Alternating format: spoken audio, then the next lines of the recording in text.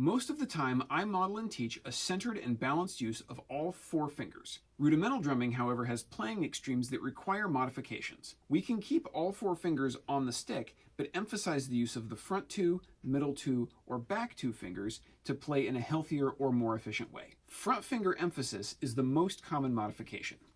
It lightens the touch and the feel of the sticks and allows them to spring very quickly. It's needed for really fast notes and when the stroke speed is set, but we need to take out as much weight as possible to avoid strain and injury in the arms. This can feel out of control initially compared to using all 4 fingers, and so we need to do some metronome cleaning to guarantee we have the same level of consistency that we used to.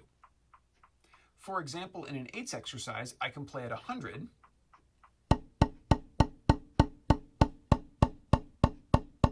and use all 4 of my fingers in an evenly balanced way.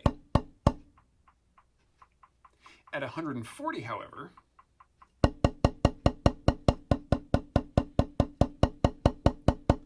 my front 2 fingers are taking more of that load, although I'm still using all my fingers in combination. I can feel that shift happening forward.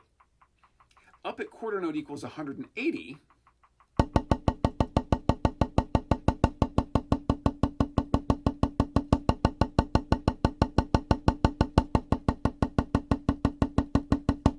I'm basically playing exclusively with my front fingers, and the back 2 are just kind of along for the ride. Middle finger emphasis is really great for 2 bounce techniques. This is similar to using all 4 fingers, but it allows a little more flexibility so the sticks can travel up and down with more relaxation in the arm. So for example, if I start playing some doubles, if I use all 4 fingers and then shift to 2 fingers, then I can go a little faster with 4 and shift to 2. Then I can go faster with 4 and shift to 2.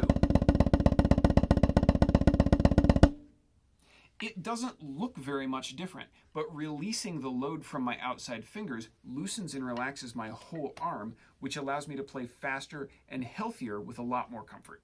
Back finger emphasis is less common depending on the writing style that you play. Closing the back restricts how much the stick angle can rise. It's going to maximize the weight from the hand, and it causes the forearm to move differently in order to stay healthy and efficient. So if I play a tap accent exercise with all 4 of my fingers equally, it looks like this. Now if I shift to a back finger emphasis, I can force it to look the same, but I can feel this extra jolting up here in my arm. If I go back to 4 fingers, it feels a lot better. Now, if I go to my back finger emphasis, but I allow my arm to respond in a way that feels healthy, it'll look like this. So you see I get the same height, but there's this extra forearm release. Almost like a whip action going forward, where my wrist rises slightly in advance and then releases that energy forward. Great examples of this kind of finger modification can be seen in the Cavaliers snare and tenor lines from about 2000 to 2005. Search it up on your own, and once you've got some of these finger modifications in your hands, you'll be able to tell just by looking which ones they're using.